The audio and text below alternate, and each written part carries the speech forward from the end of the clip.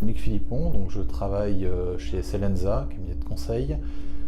Actuellement, je suis responsable d'une équipe de consultants chez Selensa, de leur pôle DevOps, et j'interviens également en tant que consultant chez différents clients. Actuellement, je suis par exemple chez ENGIE, dans une transformation de l'infrastructure de manière à préparer la cloudification des data centers internes d'ENGIE.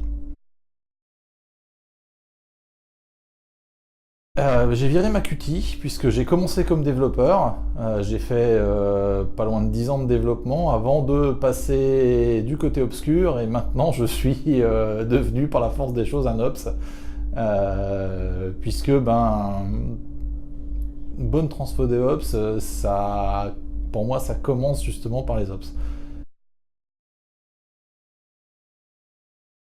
Alors c'est toujours adapté parce que il n'y a pas un DevOps. Enfin, s'il y avait un DevOps, on aurait déjà un livre de cuisine sur comment le faire et on l'appliquerait à la lettre et limite, en conseil, on ne servirait plus à rien. Mais en fait, il n'y a pas un DevOps, on en parle beaucoup dans cette conférence, c'est d'abord une histoire de culture et chaque entreprise a sa culture. Une culture, c'est dur à bouger, c'est dur à tordre. Donc ce qu'il faut, c'est la faire dévier pour l'amener sur un terrain favorable à la naissance d'une bonne collaboration entre les devs et les ops. Alors, il y a deux choses dans l'agilité en fait pour moi. Et oui, DevOps c'est de l'agilité, au sens de l'Agile Manifesto des départs, si on prend l'Agile Manifesto, DevOps, il s'enclenche dedans, mais nickel. En revanche, pour beaucoup d'entreprises aujourd'hui, et je ne parle pas des agilistes, je parle vraiment d'entreprises, de mindset, l'agilité c'est Scrum. Et là, pour le coup, DevOps et Scrum, c'est pas la même chose. Donc oui, DevOps c'est de l'agilité, non ça l'est pas, ça dépend du sens qu'on donne au mot agilité. Si on se réfère à l'Agile Manifesto du départ, oui c'en est. Si on prend Scrum by the book, ça n'a pas grand chose à faire dedans en fait. Euh, en ce moment j'ai trois populations on va dire. Effectivement j'ai des ops historiques. Des ops historiques qui font de la ligne de commande Unix à 23 paramètres, tous plus abstrons les uns que les autres, depuis 50 ans. Et pour eux, en fait, changer de métier aujourd'hui, parce que faire du DevOps, c'est ça, c'est changer de métier pour un Ops, c'est devenir finalement un développeur d'infrastructure et non plus un opérateur. Pour eux, c'est très difficile. Alors souvent, ils sont volontaires, c'est ça qui est bien, c'est qu'ils n'ont pas très réfractaires au changement. Mais après, c'est compliqué de se remettre en cause complètement quand on a 50 ans. Alors moi, je suis un peu plus jeune, j'ai 10 ans de moins, mais je commence déjà à le ressentir. Alors j'imagine dans 10 ans ce que ça donnera. C'est compliqué de réapprendre un métier, en fait. Après, j'ai une deuxième population qui est plus jeune, mais qui n'est pas impliquée. Donc, alors, on va trouver beaucoup de prestataires. Qui sont là par définition, une boîte les a placés là, ils sont là pour la feuille de paye et pas pour l'entreprise. On va trouver également des gens internes. Et ça, c'est des gens qui sont venus, ils ont une fiche de poste, ils font leur fiche de poste, c'est pareil, ils n'ont pas l'implication de bouger. Et après, on a la troisième population, la population rêvée, c'est ceux qui veulent bouger et qui ont encore l'élasticité cérébrale de la jeunesse, vers les moins de 30 ans, pour ne pas les nommer, et avec qui, de toute manière, ils sont en avance sur ce qu'on veut leur faire faire.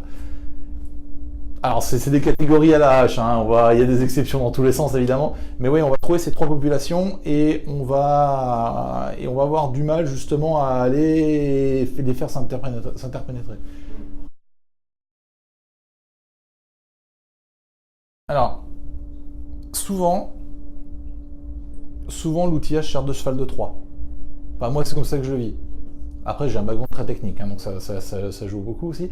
Mais en fait, souvent, quand on nous appelle pour mettre en place un outillage ou pour fédérer des outillages en disant, voilà, bonjour, on veut faire du DevOps, donc il faut mettre en place un VSTS, un Jenkins, peu importe, bref, une forge logicielle, quoi.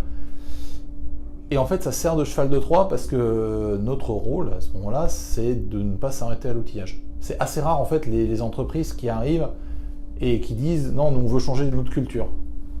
Voilà. Alors il y a des contre-exemples, le meilleur étant encore une fois l'ASG que j'ai déjà cité tout à l'heure, lors de l'arrivée de Carlos Goncalves à sa tête, qui a changé la culture et où c'est venu d'en haut et du coup toute la société s'est transformée. Par contre, effectivement, dans d'autres sociétés, ça part d'en bas et ça part de l'outillage. Et à ce moment-là, il faut expliquer aux gens que, comme ça a été dit sur scène tout à l'heure, automatiser quelque chose qui ne marche pas, ça fera un automate qui ne marche pas. Et donc le résultat ne sera pas là.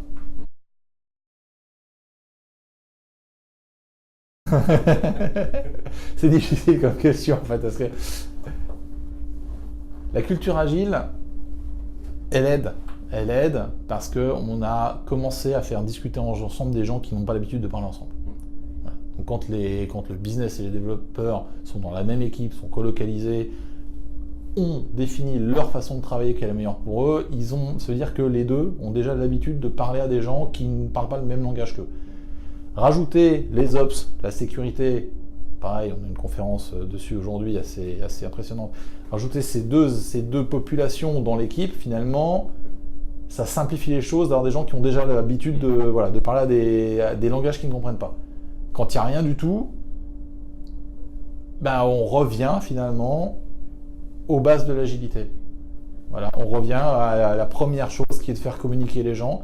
Et qu'on commence par faire communiquer business et développeurs ou développeurs et ops, on revient sur un problème d'agilité, de transformation agile.